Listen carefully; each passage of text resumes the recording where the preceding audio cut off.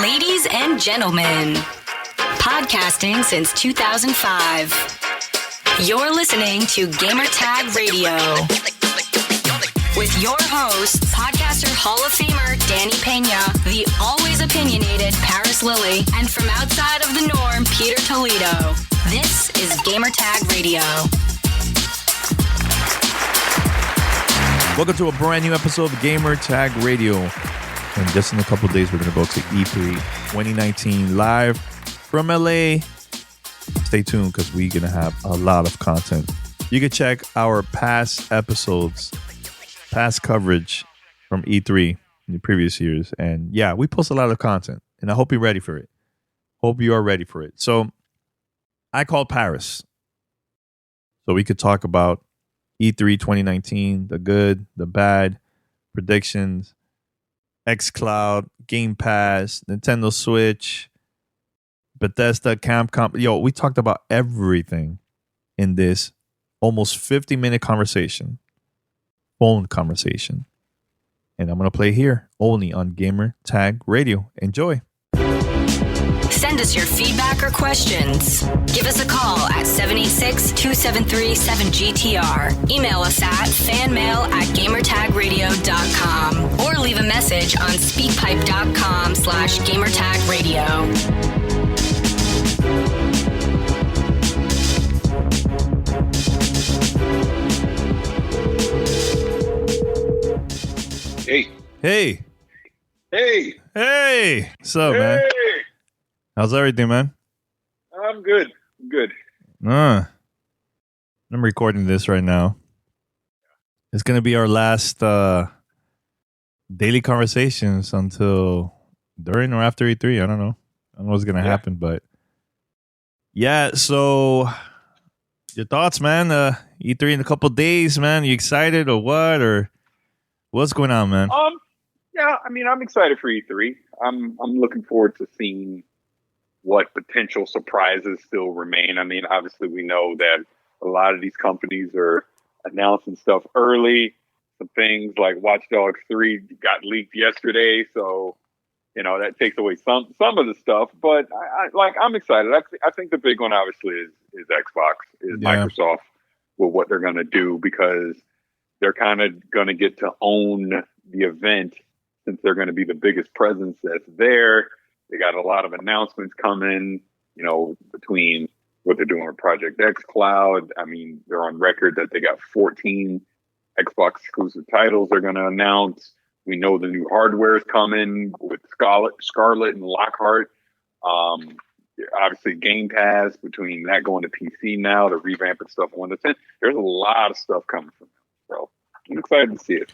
Yeah, I have a feeling that Microsoft probably going to announce a lot of the old IPs that we haven't seen, like new games from those IPs in a very, very long time. Like, I have a feeling that we might see a lot, like, you know, Perfect Dark, maybe some Banjo-Kazooie.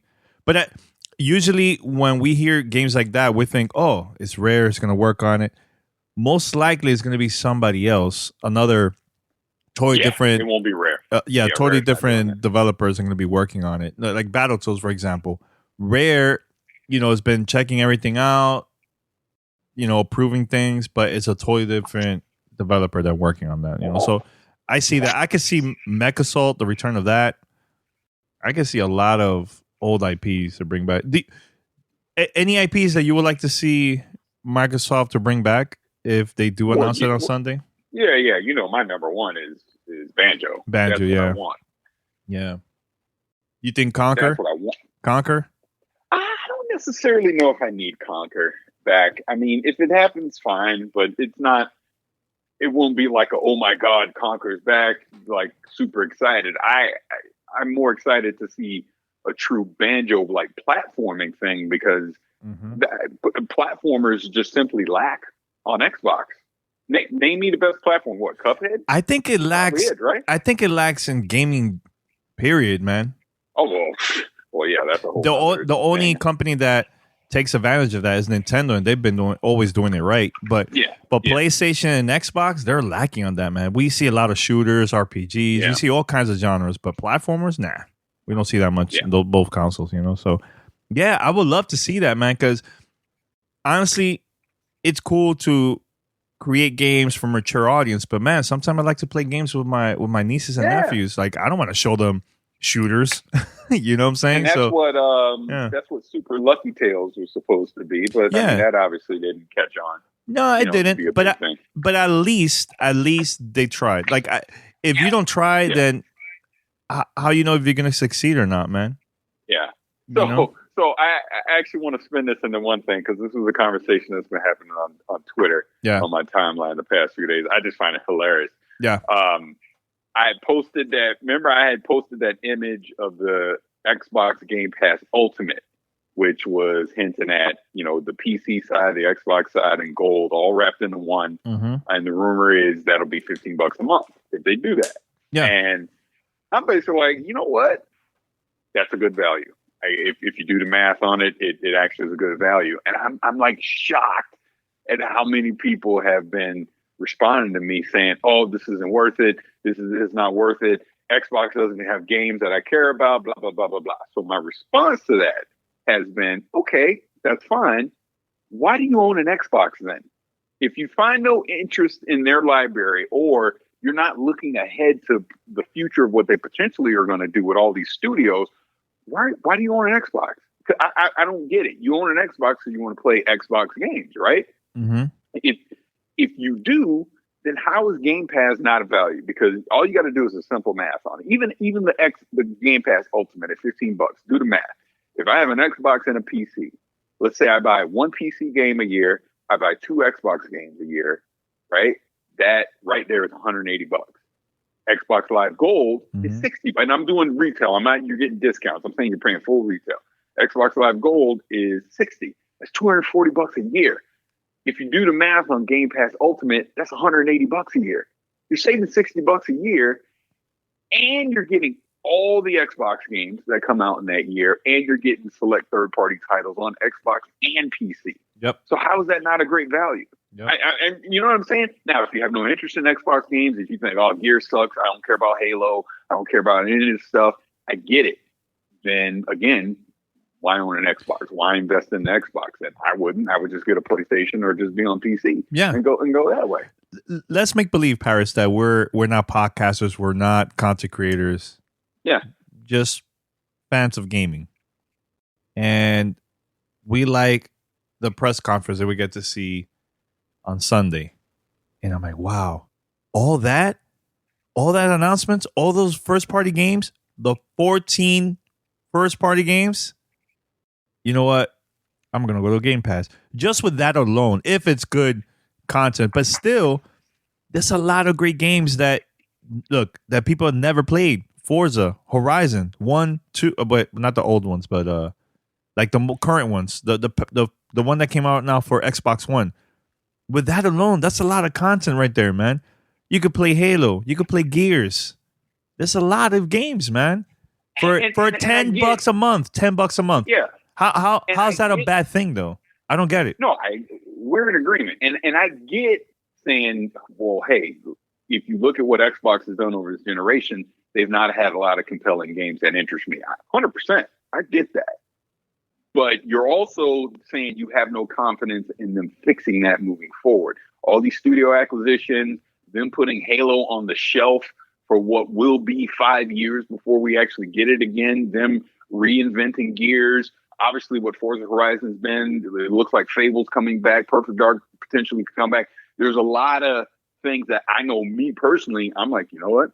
I want to check that out. Yeah. Now, if they screw it up, then okay, that's one thing. I totally get it. But if even half of those games that I announced turn out to be good to great, how is Game Pass not worth the price of admission? Because again, you're guaranteed to get all the first party Xbox games, and you're going to find some hidden gems in there with Game Pass, games that you never would have spent money on. You know what? I got it. Let me try it. Mm-hmm. Oh, wait, I like this. That's why you're going to start seeing a lot of more third party and indie announcements with Game Pass, because the thing that they're going to bet on is we're going to give you access to these games that normally you probably wouldn't try or buy. You're going to play them. If you like them, even if they leave Game Pass at a certain point in time, maybe you like it enough that now you'll just go straight out and buy it. Mm-hmm. Again, I don't see the value proposition. To me, I don't see an issue with. And even if you break it up, like really is looking like now they're going to have two different Game Pass SKUs, one for PC, one for Xbox. I personally would probably just invest in the PC side of it because I play more PC games, but I'm still getting all the Xbox games. But I can see it on the flip side. If I'm a console player, you just get the console one. You're getting all the Xbox games, and there's going to be these indie and third-party games that are going to show up on there too. And like I said, $120 a year for just the base Game Pass. You're going to spend that amount on games anyways. And again, if you're in the Xbox games, you're really telling me there's not going to be 2 Xbox games a year that you're not going to buy? Of course you are. Mm-hmm. So I don't know. Again, I don't see how it's a bad thing. Like I said, it was shocking how many people were responding to me just saying it's not worth it. It's not worth it. Ubisoft allegedly is about to start doing one. EA is already doing one. It wouldn't shock me at all to see Sony eventually do one. You know, so agreed. The subscriptions is the future, man. It is whether you like it or not. It's where everything is going. Music is already there. TV and movies have gone there. Why wouldn't video games? It just makes sense. And you know what will be a crazy game changer? If Microsoft announces that Project xCloud is included in Game Pass. If you're a Game Pass subscriber. Game changer. They have to. Game changer right there. I think they have to. Honestly, Danny, I think they have to. Because if you tell me I got to pay for that, and I got to pay for Game Pass, and I got to pay for Xbox Live Gold, guess what? I'm not doing Project xCloud. That's what's going to happen. It's too much. It's too much. Yeah. So I think that'd be smart. Give up something. They're going to have to give something up for free, which going on the lines of Project xCloud. And I know you and I were joking about this on Twitter yesterday, but look, we freaking called it, man. We called it. You can go back to that podcast in October 2018, because this was around the time that Apple had some announcement. They were talking, it was the new iPad Pro coming out. And we had talked about it on the podcast right before that happened about, basically bringing Xbox controller support to iPad, to all these devices. And then the iPad Pro came out and it was like, wow, this looks like a great thing. I had tweeted at Phil Spencer and he responded like, yeah, this looks like a great thing. Da, da, da. I was like, what's going on here? Man, that was a hint. Sure enough, that was a hint. You know that. 100%. Yeah. And then what happened yesterday? tvOS and iOS 13 have native Xbox and PlayStation controller support. So what that means is now you can, any game that you play, because Apple's coming out with their own arcade thing, you can just use your Xbox One controller on it or your DualShock 4 and play those games. But what it also means is, as we've already seen a game like Cuphead go to the Switch, Microsoft could natively put a Cuphead or Ori, things like that, on the Apple TV. And you play with your Xbox controller. You're good. Yeah. And 100%, it will not shock me if this happens Sunday, but 100%, there will be an Xbox app on iOS where you can do the cloud streaming. Yep. That's happening. Yep. You can't tell me that doesn't happen. And Parris, we talked about this, man, but do you remember I said I could see Switch happening now more than ever because of all these announcements right before E3. Like the timing has been kind of like crazy. Sony, Apple with iOS devices, right? Of course, we're going to see, smartphones, Android, all that for xCloud. But now more than ever, I have a strange feeling more than ever that we are going to see Nintendo on stage for xCloud for the Nintendo Switch. I can see that now more than ever. Before, I mentioned it because it just made sense. But now, because of the timing of all the announcements, dude, I can see it. I can see it now, man. Big time, man. And honestly, tell me a company is going to say no, we don't want that on our device. Because honestly, a lot of people will go buy a Nintendo Switch just to try xCloud. Yeah. That would be smart. It's super smart. And if that happens, Parris, when we're there checking out the press conference live, dude, the crowd's going to go nuts. Just imagine the president of Nintendo on stage announcing their partnership, or anybody from Nintendo just on stage. Oh my God, dude, it will be crazy. It's where everything is going now, which I'm so happy to be alive in this time, because you can see where gaming is going. Everything, it's not about I'm Xbox, I'm PlayStation, I'm Nintendo, or I'm PC. Like, all that fanboy nonsense is starting to slowly fade away, because what you're seeing is these companies are all partnering up together now. Yep. And even the games, because this is what I said on the podcast, man, Call of Duty Modern Warfare coming out, a big flagship AAA game that is typically one of the top 2 selling games every year for the past 10 plus years. It's been that way. Is doing crossplay. Yep. That's freaking huge, man. It's huge because it opens the floodgates to every other game that has some kind of co-op or multiplayer support to do a form of crossplay. Because now, as gamers, we're going to expect it. Why can't I play with my friends on PlayStation if I'm on Xbox? If I'm on PlayStation, why can't I play with my friends on PC? Fortnite has been doing it now for, a year? Now, right? Good year. Yep. PlayStation finally relented, and they're doing it. Yep. So it's like, now that those floodgates are open, that's what I mean. Like, Destiny, Bungie's going to do that announcement on Thursday. Guess what? Everyone's anticipating them to announce. They're going to do some form of crossplay or cross-save. I see that too. I see it too, man. Which is freaking huge. Imagine them, because now all these exclusive nonsense deal, all that stuff's going to start going away, man. Because it's like, buy whatever play. If you want to play it on PlayStation, play it on PlayStation. But you're going to be able to play with your friends no matter what platform they're on. PC doesn't matter anymore. It doesn't. Why should it, man? The technology is there. The only thing that makes sense is just marketing deals, just to have that game on like TV commercials. That makes more sense than actual like exclusive time exclusive. Like, that doesn't make no sense anymore. And here's the thing that I was thinking about, Parris, a couple days ago. I was like, let me go back. 2013 was Don Matrick on stage. Then when Phil took over, I remember him speaking at the press conference. Do you remember that everybody was in shock when he started mentioning all these companies?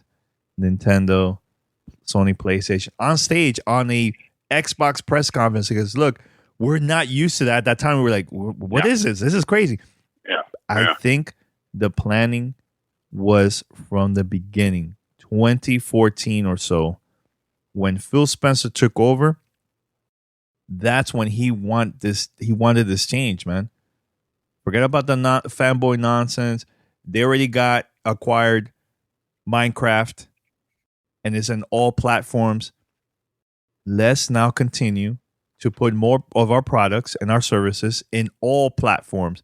Because honestly, think of it as like Disney Plus, the streaming service. They have it for very, very cheap.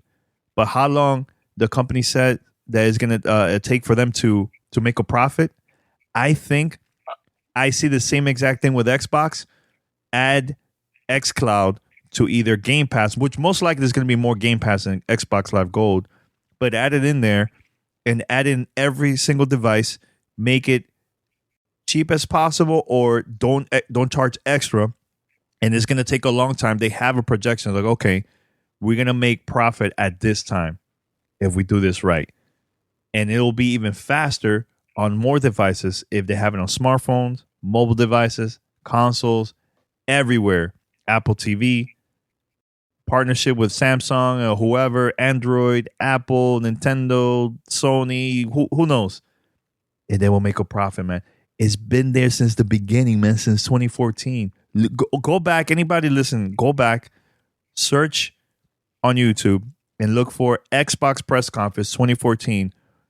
Phil Spencer started the press conference with that in 2014. And I remember that I was thinking about that, like, dude, they wanted this from the beginning. That was the early planning stage. No, they did. No, they did. They did. I mean, again, that's when Phil Spencer took over and that started laying the seeds.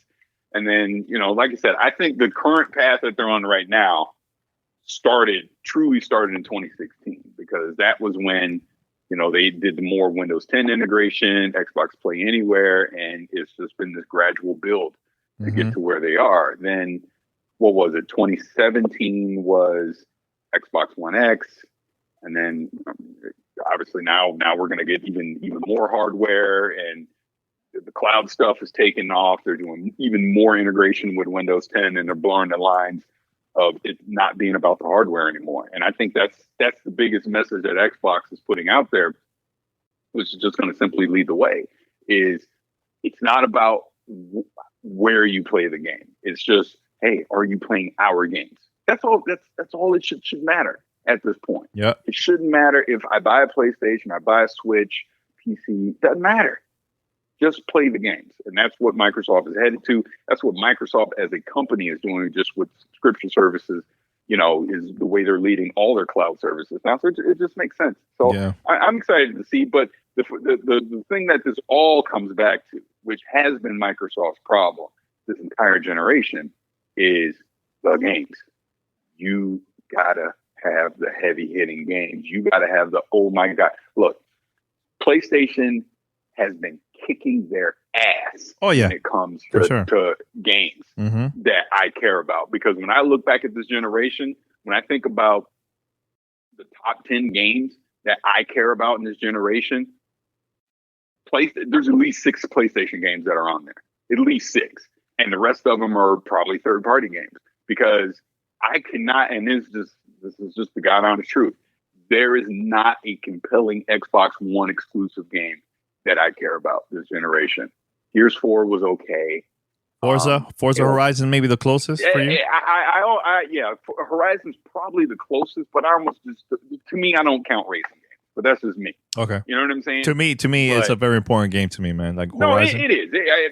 And that's the one shining light that they've had has been the Forza Horizon franchise that's really took off this generation. But let's be real, Danny. Outside of that, Cuphead and Ori, what else? Seriously, what else? Well, I can't. I'll say Sunset, but a lot of people might disagree. But that's just me, So that's the thing, Parris. Like everybody's gonna have different tastes, different type of flavor, like the genre, the ones that they like. I get it, but to your point on Sunset, and again, it's all opinion. It doesn't matter. I know you love it. I didn't, but the truth of the matter is, we never got a sequel to it, and we're probably not going to get a sequel to it. If the game, and that's kind of what we're saying here, is a game that has enough mass appeal that you're going to start seeing sequels to it, that you can anticipate the next one and be super excited about it. They've not had that. I mean, I'm excited for Gears 5 in the sense that I felt like Gears 4 was just, let's start from scratch. Let's get new characters in there. Now Gears 5, they can build off of that. And just the rumors that have come out so far, it sounds like they are. So I am very excited to see what they're going to do with it. But the truth of the matter is, Gears 5 has to be a hit for them. It has to be a hit, or people are going to simply stop caring about the Gears franchise. Why would you care about it if the last 2 Gears of Wars have been lackluster? And look, let's spin this right into Halo. Halo Infinite has to be one of the biggest games we've seen in the past 5 years. It has to be. Because if it's not, they potentially could have killed the Halo franchise. If it's not. If after all this anticipation, all the work that they've been putting into Halo to say, look, we screwed up 5, we're going to get it right this time. If they don't nail it, it's going to be a problem. Yeah. Look, and I'm confident they are going to nail it, by the way. I'm not saying that they're not. I truly think Halo Infinite is going to be a very special game, but it better be for the sake of that IP as much as, because Halo means, dude, we're not talking right now if it wasn't for Halo. Oh yeah. That's just God honest truth. Dude, that's how I used to record the podcast through the Halo 2 lobby back in the days. Yeah. Yeah. That's how I started. That's how revolutionary that party system they invented for Xbox Live was. Amazing. Xbox Live is the way it is today because of Halo 2. Yep. You know what I'm saying? Yeah. So, trust me, you have no idea how disappointed I was with Halo 5 for the simple fact of, I go, this is not Halo. What is this? Yeah, but to you, it was more the campaign than the multiplayer. The multiplayer was fun, But it was the multiplayer's fine. Yeah, and I loved new things they added in the multiplayer. It was just a story. I get it. Now, but again, just to stick on the Halo thing real quick. Yeah. But see, that's kind of the thing. Part of the big appeal of Halo was that campaign, was that story, Master Chief, Cortana, Sergeant Johnson, all that. That's what got you in the door. It was the multiplayer that kept you around. And yeah, Halo 5 multiplayer was pretty good, but it still lacks that magic that we had during that Halo 1, Halo 2, Halo 3 era, man. That was just gold. Yeah. Just absolute gold. And hopefully they can recapture that. I really hope they can. Let me tell you something, Parris. This is why I know I'm bringing this back a lot, but this is why the partnership with Microsoft and Nintendo is super important, not only for me, but just the industry overall. I think that let's make believe, Parris, that Sunset Overdrive is a Nintendo Switch exclusive. Let's just make believe that Insomniac created that game for the Switch and released it. I think that game would have been more successful sales-wise, even with like Rare, with Sea of Thieves. Let's say it was a Nintendo Switch exclusive, it would have been even more successful. Like, I feel that the Nintendo crowd, they love playing new and strange games more than the Xbox crowd. It's harder. You will find those gamers on the Xbox side that they love to play games like that.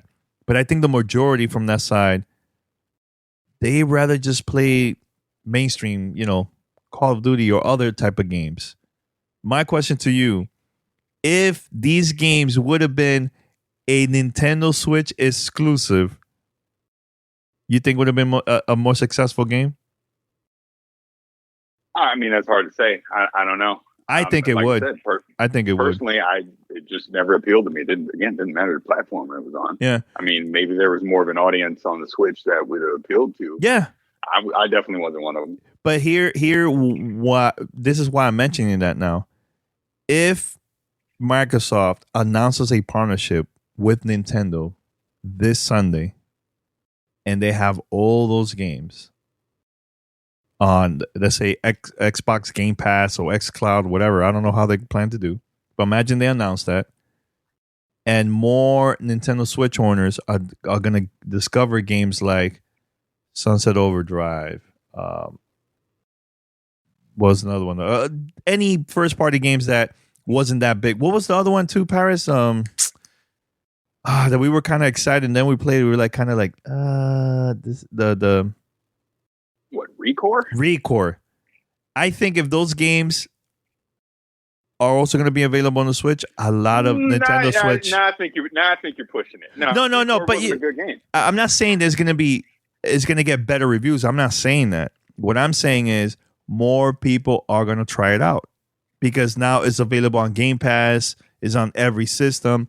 The Nintendo Switch crowd are gonna try it out. Yeah, I do think you're putting way too much emphasis on the Switch being the thing that's going to push this over. The thing that's going to push this over is the fact that it's going to be on mobile devices. Be on your iPhone, your Android phone, your iPad, things like that, because more people have those devices. That's what Microsoft is pushing. Yeah. But I'm just saying from the Nintendo side, Parris, I'm not saying like, of course, mobile is. There's more people with mobile devices than any other console out there. Period. But I'm talking about being a success, like just more people playing it. It's because. But see, this again. I have to disagree with you, and I can't believe I'm saying this. I kind of agree more with Andrew Renee in this sense. About what? That I don't think the Switch. I don't think there's going to be this gigantic Switch announcement this year. I don't think so. You don't think so? I don't think you're going to. Okay. No, I don't think so. I think you'll see some more native games come to the Switch potentially, but I don't think you're going to have Dan Bowser out there and he's trumpeting Project xCloud, because I think it's more of, hey, if you want to put a native game on the Switch, we're all for it. But I don't think the big push right now, maybe a year or two down the road, is going to be to get that xCloud app on the Switch. I think the push is more to get it on mobile devices. That's what I think. I'm still not sleeping on that. I think that's what's going to happen, in my opinion. But hey, I might be wrong, but I'm going to stick with it. I'm going to stick with it. Oh, no, and that's fine. That's fine. I don't disagree. But I mean, outside of the Xbox stuff, obviously, Cyberpunk is something I'm really looking forward to. Pretty sure it's spring 2020 at this point. I don't think it's coming this year. I will say though, if the leak is true and what they're planning to do with Watch Dogs 3 happens, I'm very intrigued to see that as well. I think that could be something unique to do. What is it that they're saying about the leak? You can be any NPC character. You get to play as any NPC character in the game. Oof. Yeah.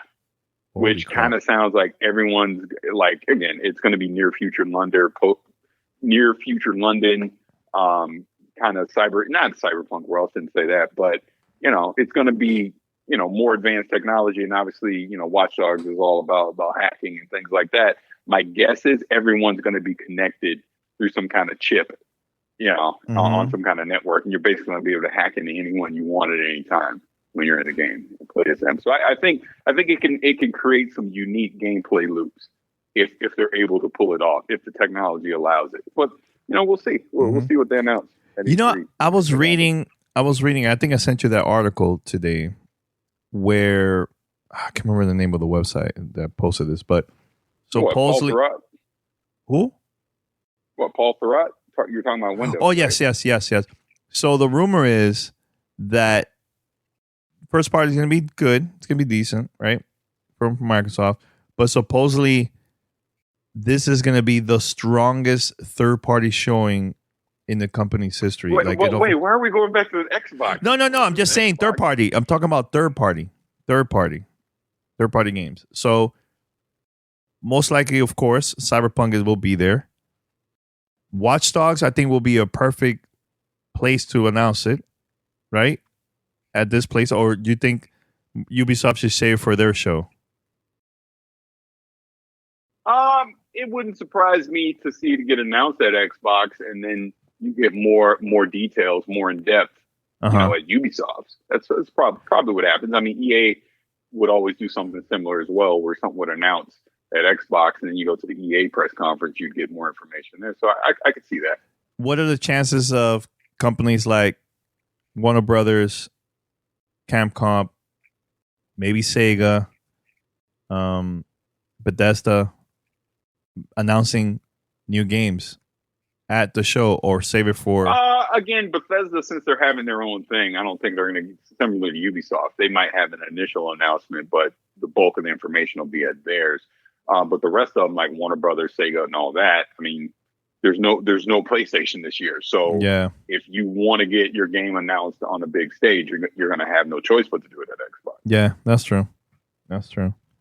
I know. Overall, I'm excited, dude. I'm excited for which is what's interesting. Coming, man. Speaking of that, about what?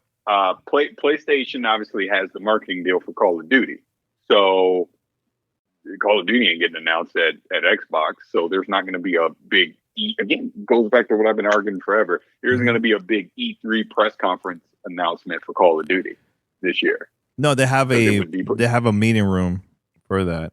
That's not what I'm talking about. I'm talking about a media briefing, a press conference for everybody. No. Yeah. Interesting. Changing, man. Look, this very well may be the last E3 I ever go to. We'll see. Might be it. I was thinking about that the other day too. Depending on what it changes into and where it goes to. I mean, we'll see. This might be it, man. If it goes to Vegas, will you potentially go? Yeah? I'd probably still go if it went to Vegas. But again, is it going to be worth my time to go? That's the question I ask myself. I mean, yeah, it's great to see people and do all that kind of stuff, but for the actual, I feel like we get more done before E3 than we do during E3, which is the problem with E3. Yeah. So, is it worth the trouble of going? And we'll see what it evolves into after this show. But I'll tell you right now, this current format of the way they have it this year will not be the way it is next year. It's going to change. Yeah, it has to change, I think. Has to change. if they do change the location, I think it has to be in the West Coast, man, to make it easier, not only for the gaming companies that are located around there in California, but also like Japanese developers overall, it's just easier for companies to travel because I think they take it to, let's say the ESA takes it to the East Coast, man, that's gonna be just like weird. Yeah, that's gonna be hard. Yeah, see, like people like you won't go if it's like say New York City, you won't go. Yeah, I probably won't go. Yeah, you better just stay home and watch it. A lot of people won't go. Yeah. A lot of people. If it leaves LA, it's. I think Vegas. Vegas makes the most sense. I could potentially see San Francisco as well, but it'll stay on the West Coast for sure. Yeah. Okay. Yeah, man. Oh, by the way, Parris. So I was looking online that Ubisoft is going to have a Blacks content creator event. I think showcase, like a showcase, right? That's pretty cool, man. Seeing that, I know Xbox have done that in the past. They had, I think it was Blacks and Latinos. I think women in games. They had like during GDC, but I've never seen a company doing that during E3. I have never seen that ever. This is like the first time that I'm seeing it, and I think that's pretty cool, man. That's really, really cool. It stood out to me like, wow, that's awesome, man. Because, the first time I went to E3. I felt, as a gamer, it was cool and everything. But as somebody that's from like Latino side, I felt like there wasn't that many Latinos at that time at the event. There isn't, and there still isn't. And I mean, no, there's more now. I think that's because of social media, and I think now it changed a little bit, right? But it's still small, but it's better. A little bit better compared to back then. Let's be real about something. Since this is our freaking show, we can say whatever the hell we want. There's a little bit, but it sure as hell still ain't enough. I'm just going to be blunt. There's still way too many white faces out there and not enough brown faces or dark. You know what I'm saying? That's the problem. There is still not enough diversity in our industry, and that is the problem. So the thing that you're talking about with Ubisoft, they reached out to me a couple days ago, so I'm going to go. Absolutely, because we need more representation in this industry. There are way too many voices out there, creative minds out there that don't get enough shine that should. And on both sides of the fence, on the development side and on the quote unquote content creator side. I'm gonna keep it 100. I look at a lot of these gaming events, like I'll take Destiny as an example, just as an example. Yeah. Outside of me, how many other people of color do you actually see talking of getting any kind of spotlight on that game? Agreed. When I've gone to a community event, and I'm not saying there's not people of color and all that do things. Of course there are, but how many of them get the spotlight? How many of them have you seen when Destiny does a Twitch stream that they're being featured? How many of them do when you see a podcast like the Destiny Community Podcast? And I've been on there. How many other people of color do you see get represented on there? When I look at the Division, it's the same thing. How many people of color do you see get represented on a game like that? When I look at something like Fortnite, how many people of color do you see get represented on there? The list goes on and on. You know what I'm saying? There isn't enough. There isn't. And we're out there. And we buy and play games just like everyone else. I'm tired of seeing the same faces over and over and over again. That's why, like what Kind of Funny does, Greg Miller and those guys, I love that they are purposely trying to reach out to spotlight more people of color, so they can get some kind of shine. I think that's awesome. Can be represented. Yeah, I think it's really cool. Great. And look, I know people hear this and they get mad. Blah, blah, blah, blah, blah. 45 years old, I don't care. I really don't. I'm too old to care anymore. I don't care because it's the truth. Yeah. And you don't have to like what I say, but it is the truth because I dare you to show me where it's wrong because it's not. And there's enough of us out there that are all saying this, that you got to have a Ubisoft or an Xbox literally have an event for people of color so that we can get some kind of representation, so that we can get in front of these developers and these publishers and everything to show that, hey, we matter too. There's certain PR people out there that we know that purposely look out for people like us to make sure we get access to things like that. there's not enough of them, and that's the problem. You know which one I think it was like the most impactful to me when we got invited and I got to see everybody that was there at the event? It was Far Cry 5.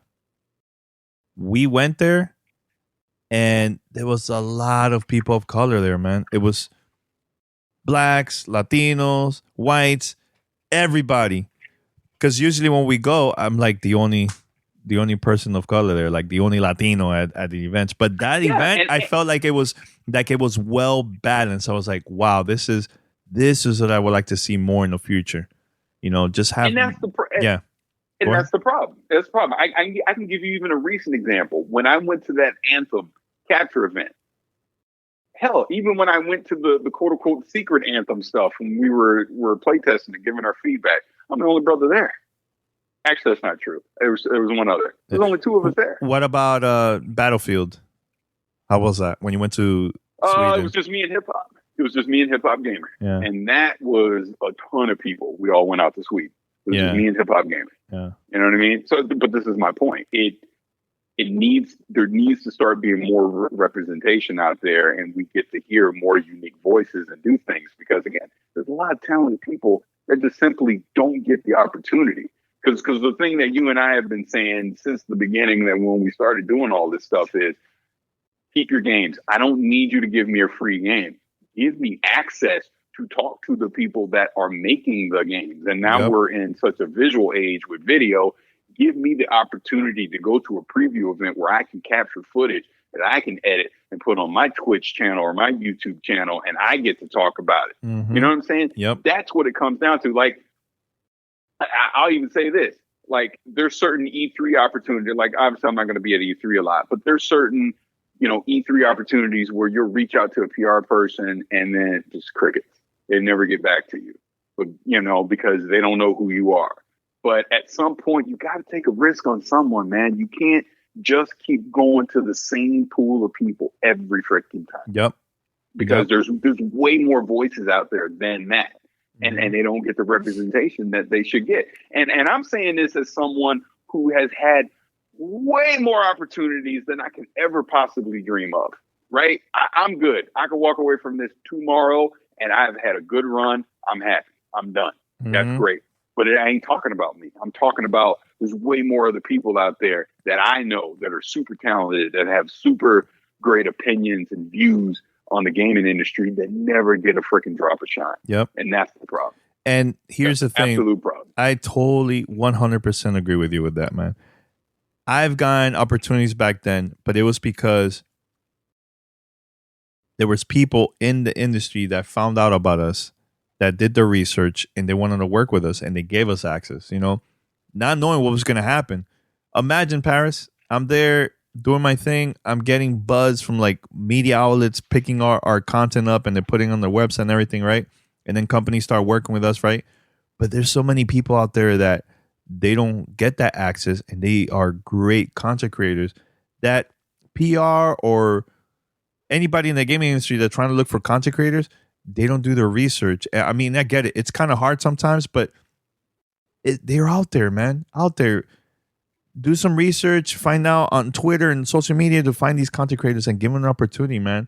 Like how companies gave us the opportunities back in the days, and the rest is history, But it was just that part. I really don't care about the games. I know a lot of people are going to be surprised about that, Parris, because we've been saying that from the longest. I could care less if I get a free game or not, man. Give me access. Now, my question to you, what it comes down to. My question to you, a lot of people are going to ask, wait, wow, really? You don't want no free games? Yeah, I'm like, yeah, I don't want no free games. But to you, why do you think, why do you say that? Like, who cares about free games? Because we could buy the games if we want. You know what I'm saying? And that's kind of the point. I can easily go buy a game. That's not an issue. Do you really think I'm gonna be stressed out if CD Projekt Red doesn't give me a review copy of Cyberpunk? Yeah. No, I'm gonna go freaking buy it because I want to play that game. I'm gonna play it regardless.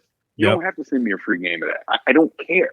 Yeah. But it sure as hell, and again, I'm just gonna use that as an example. But it sure as hell would be nice to go to a preview event for Cyberpunk where I get to interview the development team and I get to sit down with it early and I get to, and I get to do some quote unquote content creation of it. That's what I enjoy to do. I just want the access.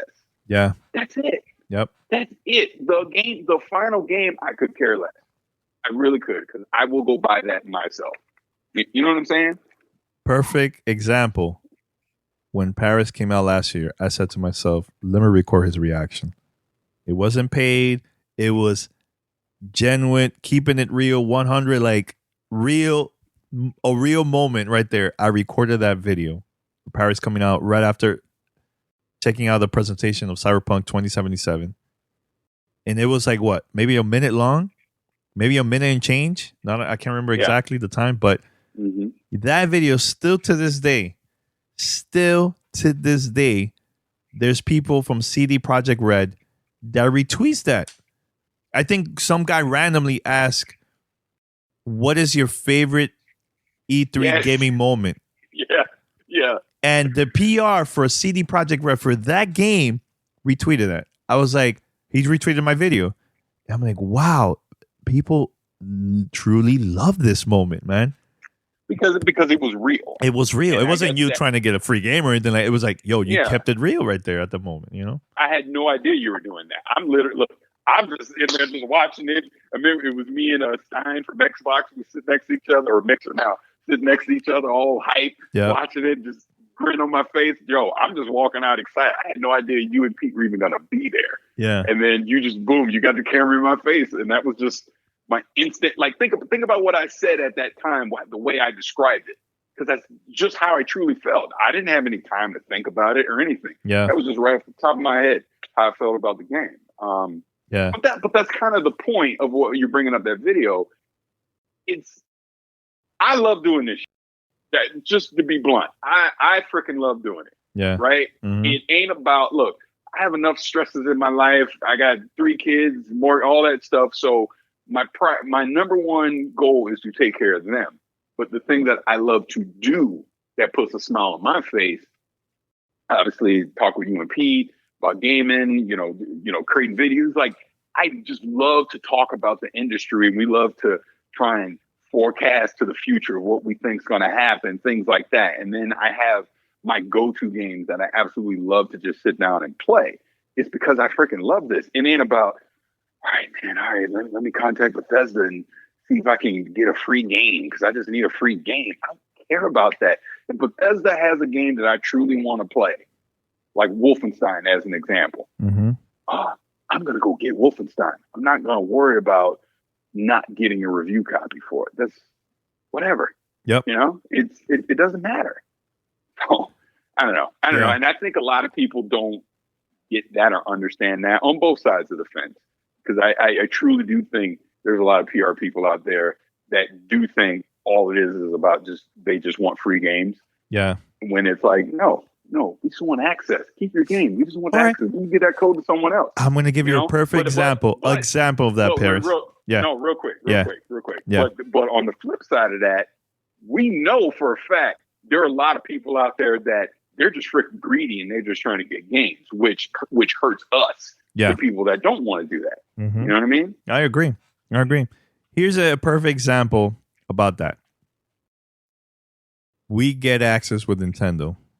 I'm getting a booth tour at E3.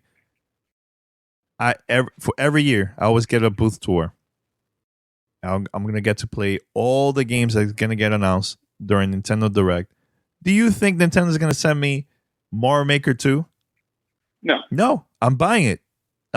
But they at least they're giving me access to talk about the games I'm going to be playing that's coming up for the Switch on our show. And years ago, yes, I used to get free games from Nintendo, but there was changes, which is a very long story. Some stuff that happened from another content creator that basically messed it up for everybody. But just giving me access, I'm fine with that, man. I'm okay with it. I'm excited for that. I'm excited to go in, play all these games that I'm super hype about, especially Super Mario Maker 2. Like, I'm excited for that game, man. Super excited. But guess what?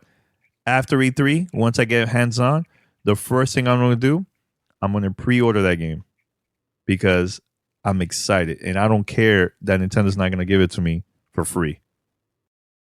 So that's an example right there, man. About that stuff, man. You know? Yeah. So anything else, Parris? Anything else? I mean, I guess that's it. Kind of went off on a freaking rant about that stuff. Yeah, it's all good. It's all good. It's daily conversations, man. Yeah. I mean, I think that's it. I mean, obviously, looking forward to seeing you guys Saturday when you get in. Yeah, it's gonna. We'll hang out. We'll Sunday do the Xbox stuff. I guess maybe Bethesda. I guess we'll see. Mm-hmm. And then I mean, Monday obviously is gonna be packed too, but should be good. I mean, unfortunately, I can't be at E3 the entire time, but it's all good. It's all good. I'll do what I can. Hopefully, I mean, maybe during the week, probably will call you very quick for like a quick daily conversation, something like, I don't know. We'll see from the hotel or the apartment. We'll see. I don't know. See how the flow is going during the week of E3, man, because it's gonna be it's gonna be crazy and stuff. But I'm excited overall, man. I don't know. Like I feel like this is going to be a very special E3. Just a combination of the announcements. Maybe it might be the last one in LA. There's gonna be a lot of people that we know is gonna be there, and changes is coming. Like it's just, I don't know. It's just a combination of all this stuff. Like I feel like this is gonna be a very important E3 for us to attend, man. You know what I'm saying? So I agree. I agree. Yeah. So, all right, Parris. Just wanted to call you up and talk about some pre E3 stuff. Yeah, should be a good one. Yeah, it's gonna be good. It's gonna be good, man. All right. Later. All right. We'll talk Peace. Later. Thanks for listening to Gamertag Radio. Be sure to like us on Facebook and follow us on Twitter.